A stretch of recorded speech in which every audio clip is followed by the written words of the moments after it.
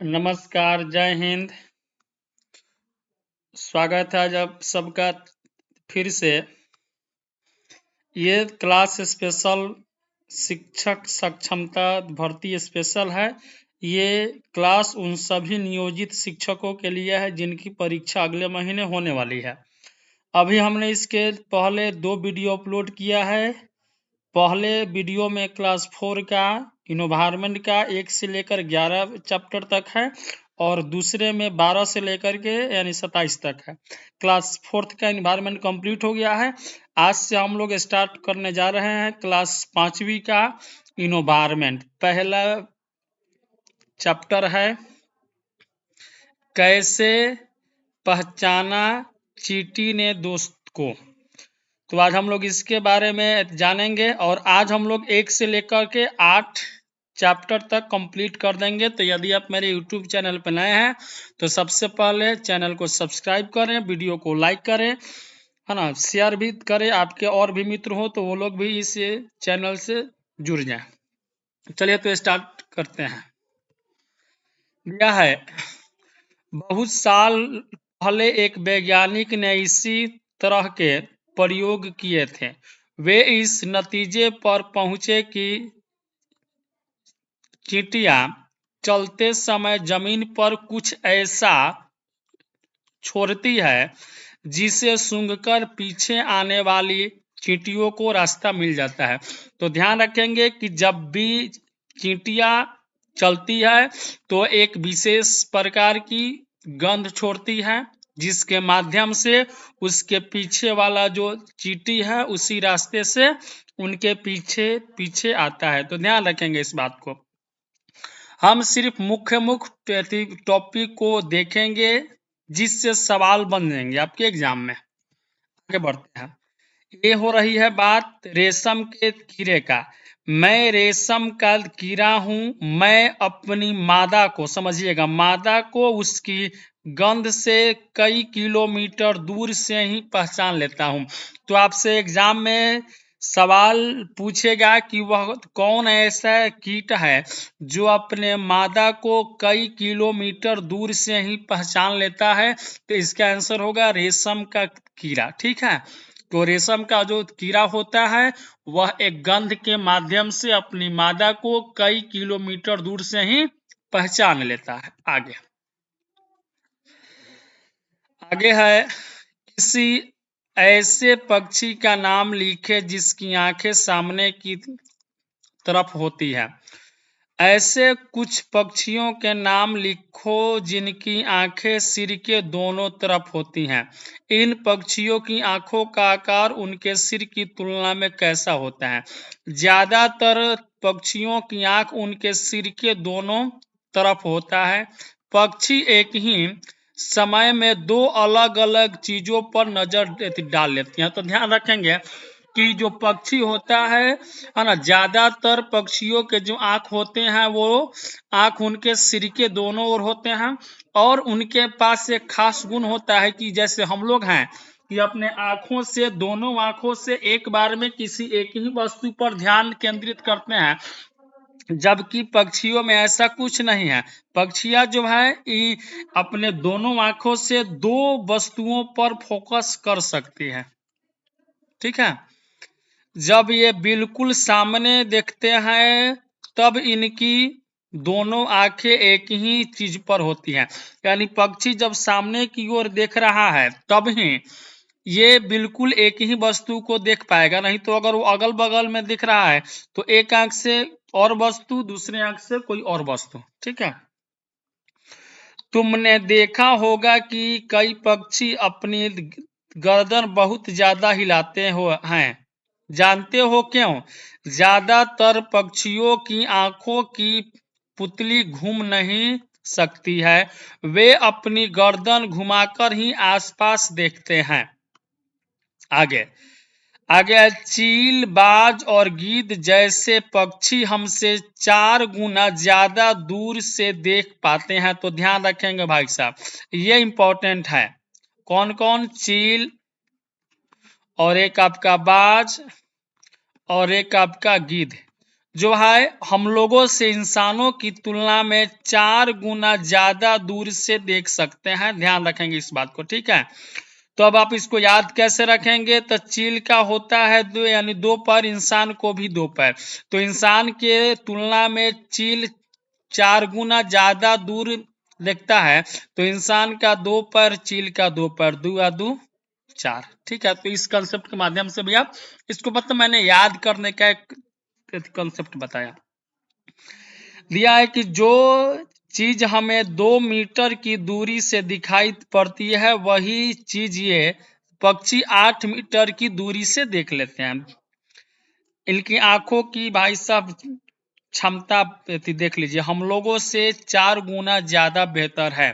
तभी तो ये आसमान में रह कर के जमीन पर के शिकारियों को अच्छा से, उतने बारीकी से वो लोग देख पाते हैं। क्या तुम सोच सकते हो कि जमीन पर पड़ी हुई एक रोटी किसी चील को कितनी दूर से दिखाई दे जाती होगी। चलिए आगे बढ़ते हैं।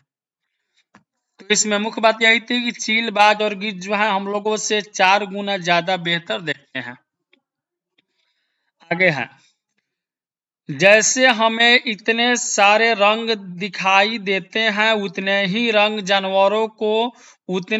जानवरों को दिखाई नहीं देते हैं। देखो इन जानवरों को ये चित्र कैसे दिखाई देंगे। यहाँ लिखा है कि आम तौर पर माना जाता है कि दिन में जगने वाले जानवर कुछ रंग देख पाते हैं, जबकि रात में जगने वाले जानवर हर चीज को सफेद और काला, ब्लैक एंड व्हाइट ही देखते हैं। तो ध्यान रखेंगे, जो जानवर रात में देखते हैं उनको जो चीजें हैं वो रंगीन नहीं, सिर्फ और सिर्फ ब्लैक एंड व्हाइट दिखाई देती है।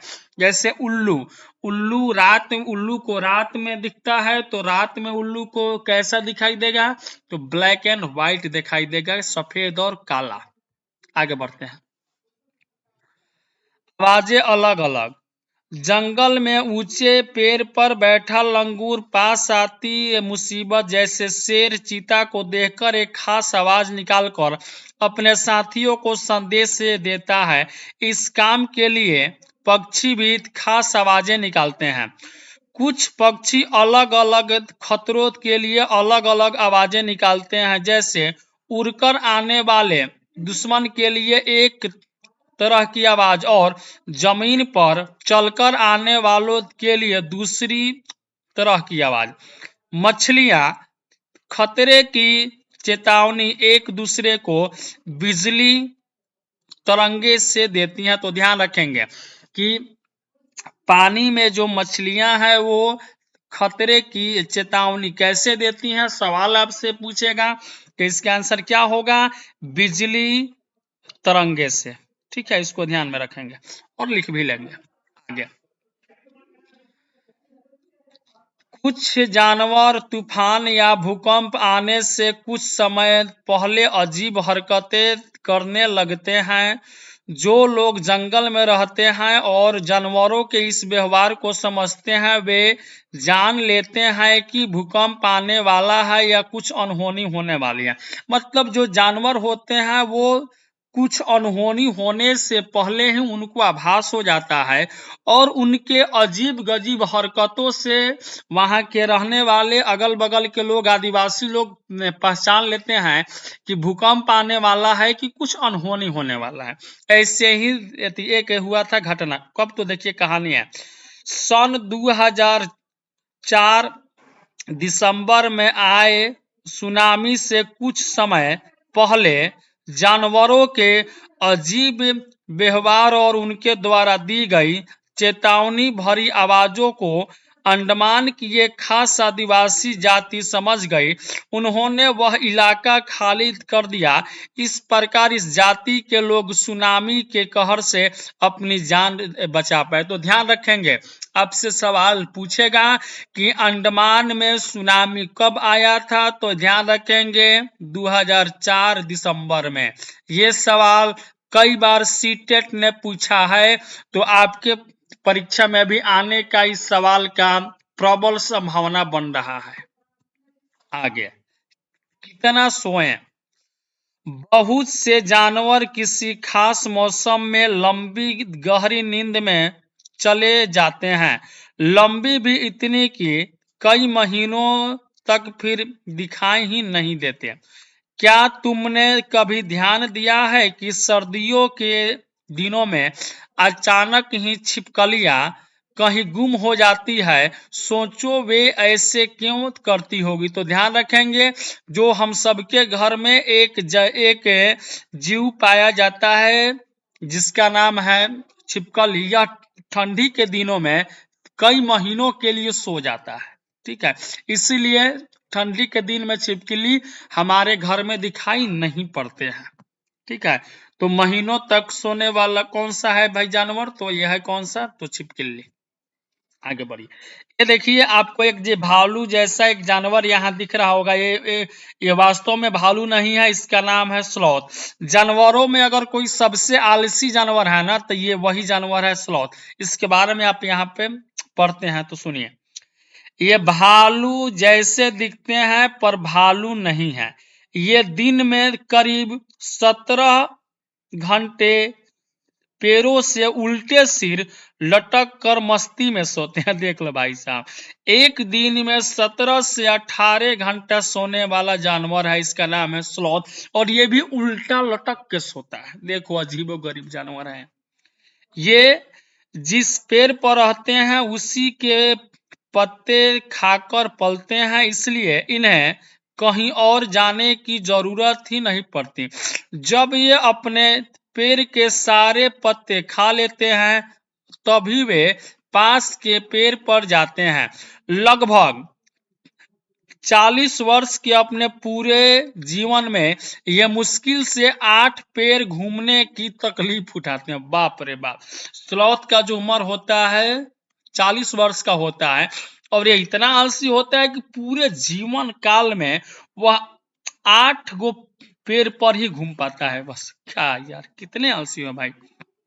और आगे देखिए, ये सप्ताह में एक बार ही शौच करने के लिए पेड़ से नीचे उतरता है। देख लो भाई, सिर्फ सप्ताह में एक दिन आता है, कहाँ का लिए? तो लैट्रिन करने के लिए, वो भी नीचे आएगा। बाहर आलसी। आगे पढ़िए। ये कुछ बाघों के बारे में है बात, ये इंपॉर्टेंट है, ठीक है। बाघ अंधेरे में हमसे 6 गुना बेहतर देख सकता है। तो ध्यान रखेंगे, बाज, चील, गीद हमसे 4 गुना बेहतर देख पाते हैं, जबकि बाघ हमसे 6 गुना। तो इसको याद रखिएगा कैसे।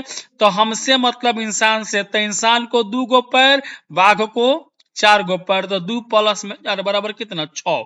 तो ध्यान रखेंगे कि बाघ हमसे 6 गुना बेहतर देखता है, जबकि चील, गीद, बाज हमको, हम लोगों को 2 पैर और उनको 2-2 पैर, तो 2 प्लस में 2 बराबर 4। यानी चील, गीद, बाज हमसे 4 गुना बेहतर देखते हैं, जबकि बाघ हम लोगों से 6 गुना बेहतर देखते हैं, ठीक है। और ये याद करने के लिए मैंने बताया कि इंसान को 2 पैर, बाघ को 4 पैर, मिलाएंगे तो हमसे 6 पैर, यानी कि 6 गुना बेहतर।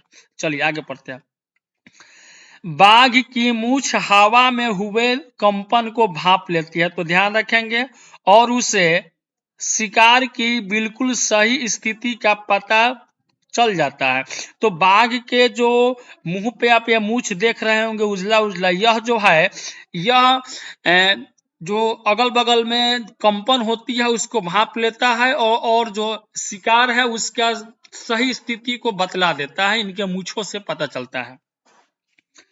इससे इन्हें अंधेरे में रास्ता ढूंढने में भी मदद मिलती है। तो जो मूछ होता है बाघ का मूछ, आपको लगता होगा कि नहीं बाघ सुंदर बनने के लिए मूछ रखा है, तो नहीं।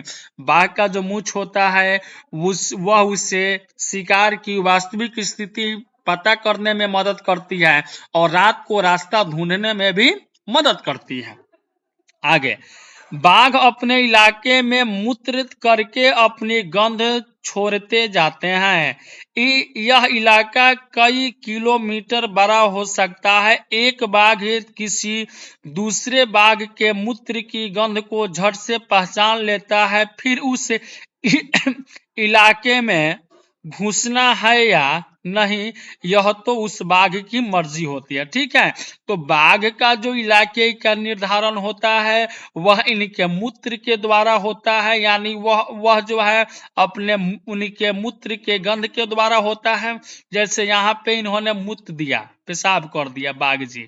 ठीक है, तो अब कोई अगला अगर बाघ आएगा तो यहाँ पर आएगा तो उसको यह गंध जो है इसको वो सूंघेगा। सूंघने के बाद उसको पता लग जाएगा कि हाँ यह जो इलाका है किसी और बाघ का है। अब इसके अंदर इसको जाना है कि नहीं जाना है इसके मर्जी पर निर्भर करेगा। ठीक है, आगे बाघ मौके के अनुसार अपनी आवाज बदलता रहता है। गुस्से में अलग आवाज और बाघिन को बुलाना हो तो अलग आवाज। वाह रे भाई, बाघ जब खिसियाएगा तो थोड़ा अलग आवाज निकालेगा, और जब बाघिन को बुलाना होगा कि आजा मेरे बाबू, आजा मेरे सुगा, आजा मेरे सोना, तो उसके लिए अलग आवाज निकालेगा। भाई समझ सकते हैं आप लोग। कभी कराहना तो कभी गुर्राना। बाघ का गुर्राना 3 किलोमीटर दूर तक सुना जा सकता है। तो ध्यान रखेंगे, ये इंपॉर्टेंट स्टेट में आया हुआ सवाल है कि बाघ जब गुर्राता है तो कितने दूर तक सुनाई देता है। तो ध्यान रखेंगे, बाघ का जो गुर्राना है वह 3 किलोमीटर दूर तक सुनाई देता है। बाघ हवा से पत्तों के हिलने और शिकार के झाड़ियों में हिलने से हुई आवाज में अंतर को भांप लेता है। ओ माय गॉड, ये देख सकते हैं बाघ का क्वालिटी क्या है कि बाघ अगर ये कोई पत्ता हिला है तो वो ये उसको ये आभास हो जाता है कि ये कोई शिकारी ने हिलाया है कि हवा से हिला है। वाह, गजब का टैलेंट है भाई। बाघ के दोनों कान बाहर की आवाज इकट्ठे करने के लिए अलग अलग दिशाओं में बहुत ज्यादा घूम भी जाते हैं। देखिए बाघ का जो कान होता है, बाघ अपने कानों को घुमा भी लेता है अलग अलग इलाकों की आवाज को इकट्ठा करने के लिए। तो बाघ में इतनी सारी खासियत है। और एक बात मैं आपको अभी आपको बता दूं कि इसमें से एक सवाल आपके एग्जाम में पूछेगा तो पूछेगा। अब कौन सा पूछेगा राम जाने। आ गया, हमारे देश में बाघ और अन्य कई जानवरों की गिनती इतनी कम हो गई है कि इनके लुप्त हो जाने का खतरा है। हमारे देश की सरकार इन्हें बचाने के लिए बहुत से जंगलों को सुरक्षा दे रही है। जैसे उत्तराखंड का जिम कार्बेट नेशनल पार्क। तो ध्यान रखेंगे, जिम कार्बेट नेशनल पार्क कहाँ पड़ता है, तो उत्तराखंड में। राजस्थान के भरतपुर जिला में घाना यानी घाना पक्षी अभयारण्य है। यह कहाँ पड़ता है, तो राजस्थान के भरतपुर में पड़ता है। इन जंगलों में जानवरों का शिकार मना है। यहाँ लोग जानवरों या जंगल को कोई नुकसान नहीं पहुंचा सकते। कहानी आगे की कहानी है, कहानी सपेरों की है जी। मैं हूं आर्यनाथ, तुम्हें जानकर हैरानी होगी कि मैं ऐसा कुछ कर सकता हूं जो तुम में से शायद ही कोई कर सकता हो। जानते हो क्या, मैं बीन बजाना जानता हूं। मतलब सपेरे का ये काम ही होता है बीन बजाना। हो गए ना हैरान, हाँ मैं सांपों को अपनी बीन की धुन पर नचा सकता हूँ। यह कला मैंने अपने लोगों से सीखा है। हमारे लोगों को कालबेलिया कहते हैं। तो ध्यान रखेंगे कि जो लोग बीन बजाते हैं, जो लोग सांपों को पकड़ते हैं, उन लोगों को हम लोग क्या कहते हैं, तो उनको कहते हैं कालबेलियाई। ठीक है, कालबेलियाई, ध्यान रखेंगे। आगे है नंगा गुफन। देखिए नंगा गुफन ये एक रंगोली है। ये जो आपको इस पे आकृति दिख रहा है, यह नाग गुम्फन एक प्रकार का रंगोली है। ऐसा डिजाइन रंगोली कढ़ाई और दीवारों को सजाने के लिए सौराष्ट्र, गुजरात और दक्षिण भारत में प्रयोग किए जाते हैं। तो सवाल आपसे पूछेगा कि नाग गुफन रंगोली कढ़ाई कहाँ की जाती है। अब ऑप्शन इसी में से एक रहेगा, तो ध्यान रखेंगे। होगा कहाँ? तो सौराष्ट्र, गुजरात और दक्षिण भारत में मेरे भाई। आगे, बीन पार्टी के बाजे, मतलब ये जो सपेरे लोग होते हैं, ये लोग बाजा में भी अपना जैसे मनोरंजन का भी कुछ काम करते हैं, शादी ब्याह में भी अपना ये साला सभी टोली को लेकर के जाते हैं। इसमें है बीन है, तुम्बा है, खंजरी और ढोल। ढोल के अलावा बाकी 3 बाजे सूखी लौकी से बनाए जाते हैं, यानी बीन, तुम्बा, खंजरी, ये सबके सब क्या चीज से बनते हैं? तो ये सबके सब सूखी लौकी से बनते हैं, ध्यान रखेंगे। क्या तुम जानते हो हमारे देश में पाए जाने वाले सांपों में से केवल 4 तरह के सांप ही जहरीले होते हैं? नाग, करैत, दुबोइया, अफाई। जैसे यह जो आप सांप की आकृति देख रहे हैं अफाई है, ये कौन सा है? करैता है, जिसको हम लोग गांव में बहरा सांप कहते हैं। ये दबोइया है, और यह क्या है? नाग। नाग हम लोग गेहुअन इसी को कहते हैं, ठीक है। सांप जब किसी को काटता है तो उसके 2 खोखले जहर वाले दांतों से उस व्यक्ति के शरीर में जहर चला जाता है।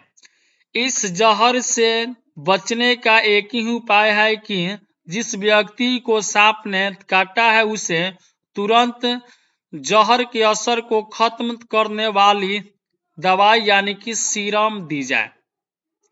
यह सीरम सांप के जहर से ही बनाया जाता है और सभी सरकारी स्वास्थ्य केंद्रों में मिलता है, ठीक है। आगे बढ़ते हैं।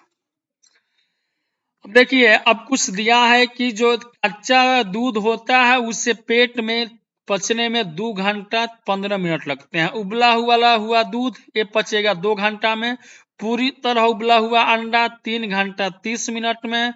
कम उबला हुआ अंडा तो 3 घंटा में। कच्चा अंडा 2 घंटा में। कच्चा अंडा फेंटा हुआ 2 घंटा में। कच्चा अंडा 1.5 घंटा में। तो इस डाटा को आप लोग याद कर लेंगे भाई साहब, ठीक है। इस डाटा को याद कर लेंगे। आपसे सवाल पूछेगा कि कच्चा दूध मानव शरीर के पेट में कितने समय में पचता है, ठीक है। तो अब याद रहेगा, तो इसका जवाब तो ही ना दे पाएंगे। तो ध्यान रखेंगे 2 घंटा 15 मिनट, उबला दूध 2 घंटा, पूरी तरह उबला अंडा 3 घंटा 30 मिनट, कम उबला अंडा 3 घंटा, कच्चा अंडा फेंटा हुआ 2 घंटा, कच्चा अंडा 1.5 घंटा। आगे, शिकारी पौधे। कुछ ऐसे पौधे भी होते हैं जो चूहे, मेढकों, कीड़े मकोड़े और छोटे जीवों का शिकार करते हैं। इनमें निपोथिंस, ये इंपॉर्टेंट पौधा है, निपोथिंस,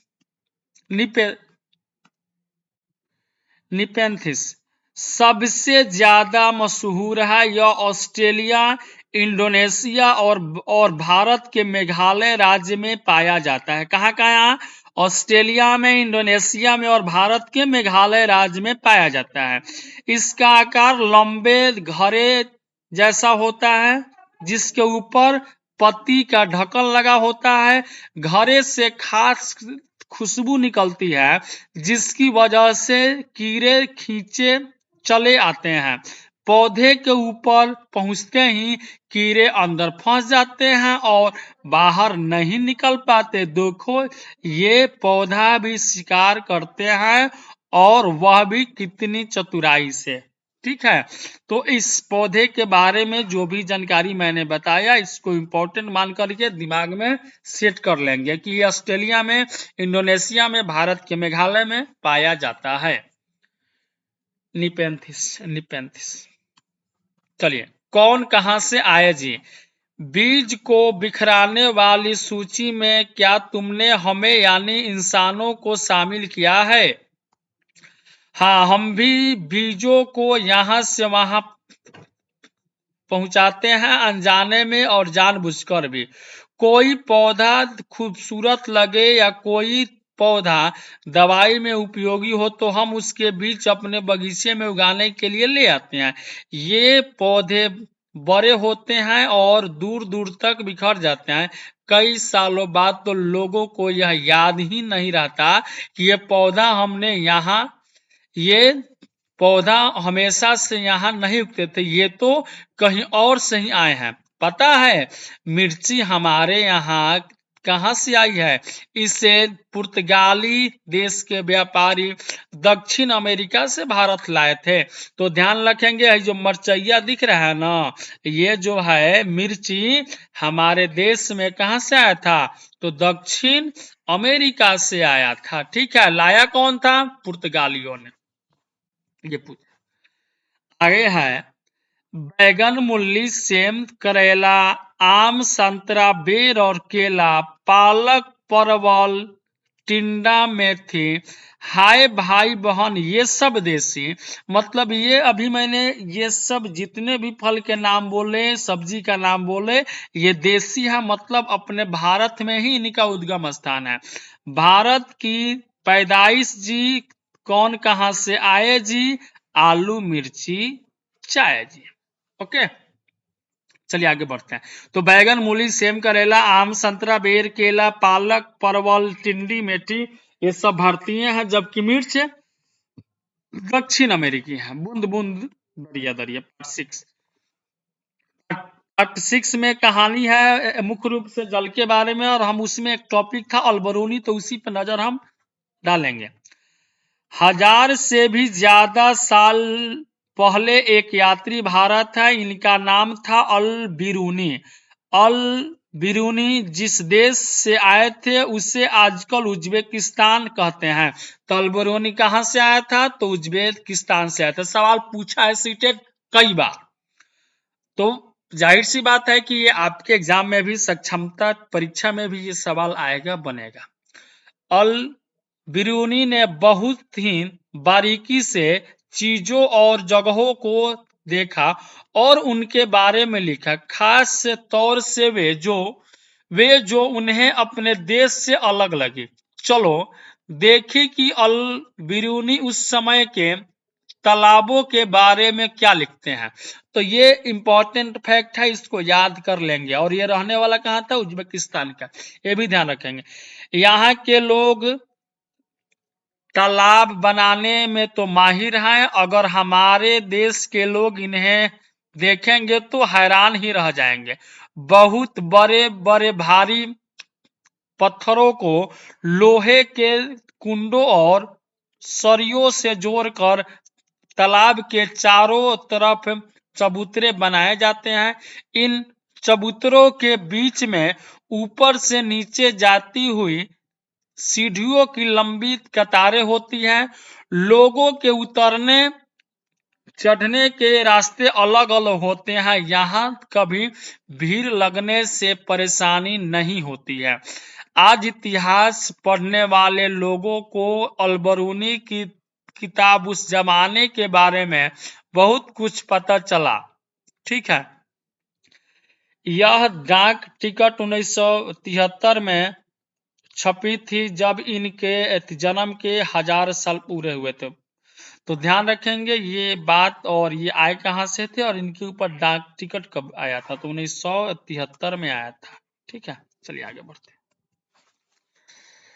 जरा सोचो, सोचो भाई, 1986 में जोधपुर और आसपास के इलाकों में खूब सूखा पड़ा था। तब भूली बिसरी बावरियों को एक बार फिर से याद किया गया। बावरियों का मतलब कुआं हम ये कह सकते हैं। ठीक है, मोहल्लों के लोगों ने मिलजुल कर बावरी में से 200 ट्रक से भी ज्यादा कूड़ा निकाला। बावरी ने फिर से प्यासे शहर को पानी पिलाई। इसके लिए चंदा भी मोहल्ले वालों ने ही दिया। कुछ साल बाद फिर से अच्छी बारिश हुई और पानी की परेशानी कम हुई। अब फिर से बावरी को भुला, शायद बावरी मतलब तालाब होगा, क्योंकि एक कुएं से 200 ट्रक कहां से निकलेगा कचरा? ये बावरी मतलब तालाब। ये है दर की माई, इनको भी ध्यान रखेंगे। ठीक है, दरकी माई राजस्थान के अलवर जिले के गांव में रहती थी। इस गांव की औरतों को पूरा समय घर के कामों और जानवरों की देखभाल में चला जाता था। कभी कभी तो जानवरों के लिए कुओं से पानी खींचने में पूरी रात लग जाती थी। जब गर्मियों में कुएं सूख जाते तो गांव छोड़ना पड़ता। दरकी माई ने पहल की और लोगों ने संस्था के साथ मिलकर तालाब बना लिया। जानवरों के चारे पानी की परेशानियां कम हुई और ज्यादा दूध मिलने लगा। लोगों की कमाई भी बढ़ी। वे लोग अब दूध का मावा बनाकर भी बेचते हैं। तो ध्यान रखेंगे, दरकी माई जो थी राजस्थान के अलवर जिले के गांव की रहने वाली थी और इन्होंने वहां के पानी की समस्याओं को दूर किया था। तो नाम और जगह ध्यान रखेंगे। अगला है मृत सागर के बारे में लिखा हुआ था, मैंने वो ले लिया। वैसे तो सभी सागरों के पानी में नमक होती है, लेकिन मृत सागर दुनिया का सबसे नमकीन सागर है। इतना नमकीन है कि लगभग 1 लीटर पानी में 300 ग्राम नमक। क्या इतना नमकीन पानी चख भी पाओगे? बहुत ही कड़वा लगेगा। सबसे मजे की बात तो यह है कि मृत सागर में हम ऐसे तैर सकते हैं जैसे आराम से लेटे हो। आप देख लीजिए, यह मृत सागर है और इसी के ऊपर ये सोया हुआ है। ठीक है, इसका घनत्व इतना ज्यादा होता है। याद है